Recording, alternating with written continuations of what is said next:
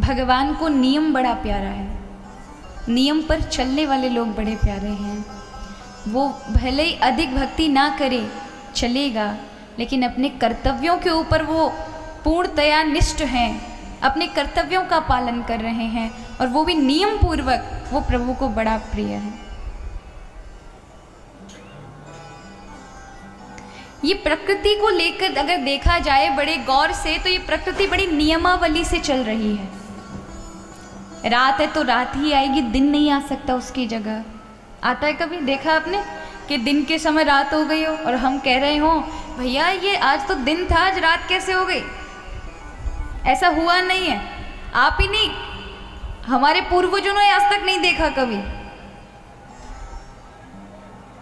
क्योंकि ये प्रकृति भी नियम पूर्वक चल रही है। ठंड तो ठंड, गर्मी तो गर्मी, वर्षा तो वर्षा, लेकिन ये समग्र सृष्टि नियम पूर्वक है। लेकिन हम मनुष्य नियम पूर्वक नहीं चलते। चलते नियम पूर्वक? सच सच बताओ, अपने दिल पे हाथ रख के बताओ, नियम पूर्वक चलते? पशु पक्षियों को देखो, ये भी नियम पूर्वक रहते हैं। हम आप तो पहले बड़ा था कि ब्रह्म मुहूर्त में लोग उठ जाते थे, लेकिन अब जो हमारी जो रूटीन है ना आजकल की, खासकर आजकल के युवा पीढ़ियों की, 12 बजे है। रात की आधी रात तो जागते हैं। आधी रात को कौन जागता है? हाँ भी किसी ने बताया था, किन महोदय का नाम बताया था भी? उल्लू महोदय।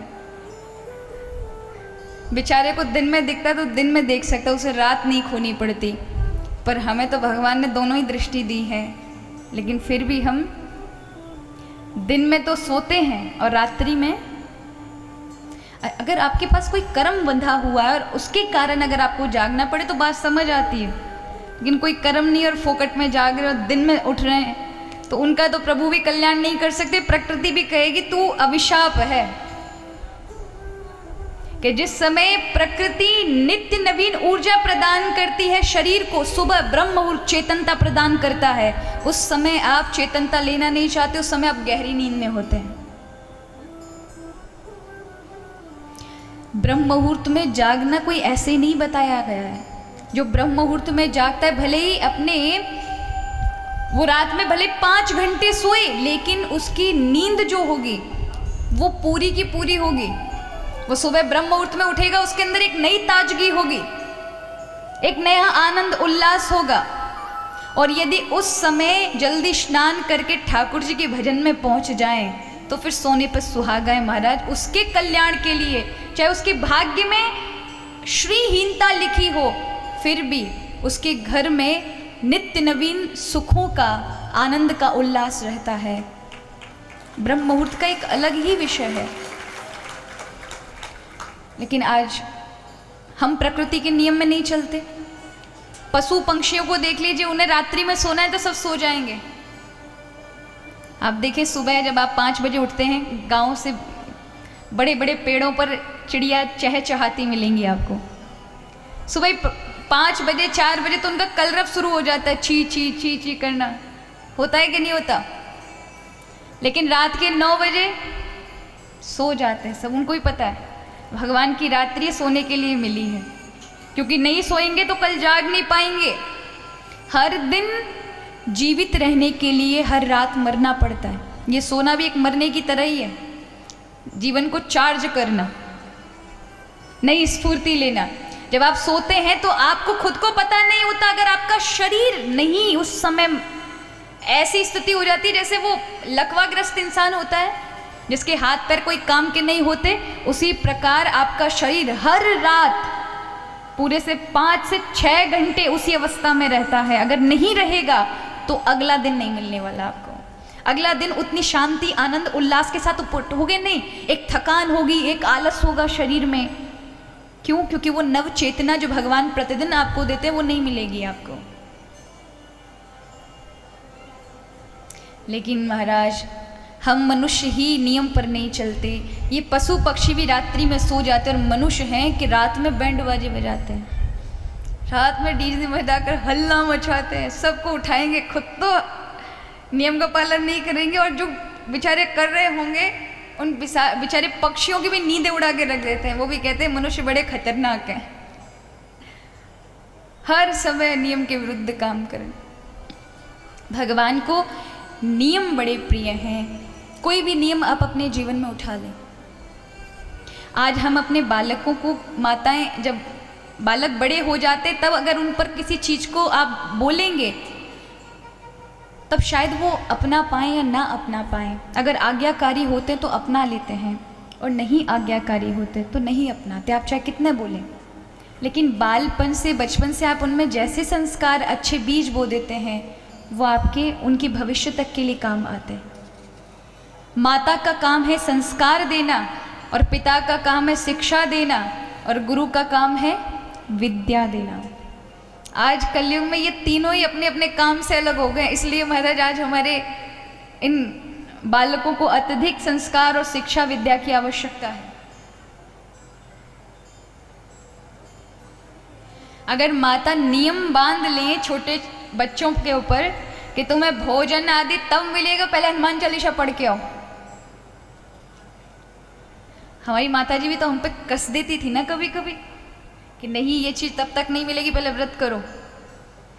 वही चीज़ें आज आप डाल रहे हैं, कल वो अपने आप परिपक्व होकर खुद रखना चालू कर देंगे, आपको कहने की आवश्यकता नहीं पड़ेगी। और खासकर जो चीज़ आप कर रहे हैं, अगर बालक आपसे पूछे ऐसा क्यों कर रहे हैं तो उन्हें बताएं क्यों की जा रही है। बिना बताएंगे या ज़बरदस्ती करेंगे शायद ना अपना पाएँ, लेकिन उसकी महत्वता को समझेंगे तो शायद बहुत खुशी खुशी से आपसे ज़्यादा करने लग जाएं।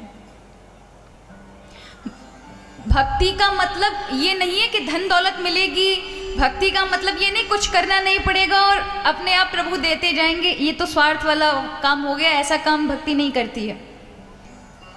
भक्ति का अर्थ नहीं कि आप 2 अगरबत्ती लगा देंगे तो ठाकुर जी आपको घर बैठे पूरा बिजनेस देने आएंगे, मुनाफा करवाएंगे। ऐसा किसी शास्त्र में नहीं लिखा। भगवान कहते कर्मणा जायते जंतु कर्मणि विलीयते, सुखम दुखम भयम क्षेमम कर्मणा अविपद्यते। व्यक्ति कर्म के अनुसार सुख भोगता है, व्यक्ति कर्म के अनुसार अपना भाग्य लिखता है, व्यक्ति कर्म के अनुसार अपने माता पिता चुनता है, कर्म के अनुसार संसार में आता है, कर्म के अनुसार ही जाता है, उसकी मृत्यु हो जाती है। तो किस पर जोर दिया? कर्म पर। लेकिन भक्ति करें तो कर्म नहीं छोड़ना चाहिए। ये कहीं नहीं लिखा कि भक्ति करते समय आप अपना कर्म छोड़ दें, वो तो अज्ञानता है। अरे अपनी भक्ति से कर्म को जोड़ दें, कर्म को मत छोड़ो। क्या नामदेव जी ने अपने छिपा का काम छोड़ दिया था? बिल्कुल नहीं। कबीरदास ने अपना काम छोड़ा? बिल्कुल नहीं। संत रैदास ने छोड़ा? बिल्कुल भी नहीं। ये सब अपना अपना। सैन जी थे, नाई का काम करते थे, भक्ति कर रहे हैं, लेकिन अपना कर्म कोई नहीं छोड़ रहा, क्योंकि कर्म में रहकर ही भक्ति की जाती है। तो समझिए वो भक्ति योग बन जाता है। अगर भगवान ने आपको जो योग्यता दी है, आपको कोई कर्म दिया है, वो कर्म आप भगवान की भक्ति से जोड़ दें। कैसे जोड़ेंगे? अगर भगवान ने आपको लेखन की कला दी है और आपका कर्म ही लेखक का है, तो आप भगवान की किताबें लिखें। अगर भगवान ने आपको गायकार बनाया है, गाने की योग्यता प्रदान की, वही आपका कर्म है, तो आप भले ही कैसे भी गाने गाते हों, लेकिन उसमें अत्यधिक ज़्यादा समय आप भगवत गान में भी निकालें। आप डॉक्टर हैं, बहुत सारे लोगों का इलाज करते हैं, कई लोगों को मरने से बचा लेते हैं। यदि किसी गरीब की आवश्यकता पड़ी और उसके पास पैसा नहीं है और आपके पास सामर्थ्य है, तो उसे भगवान का स्वरूप समझ करके कि भगवान ही मेरे दरवाजे पर आ गए आज इसके रूप में, और सेवा कर दें, तो क्या होगा? वही कर्म भक्ति बन जाएगा और प्रभु आपको उससे भी बड़ा योग्य बना देंगे कि आज आप इतना कर पाए हैं, उस क्षेत्र में आप बहुत तरक्की प्रदान करेंगे, ऐसे ऐसे कार्य कर लेंगे जो शायद एक इंसान के बस की बात नहीं होती। लेकिन कब? जब आप अपने कर्म को भक्ति से जोड़ेंगे।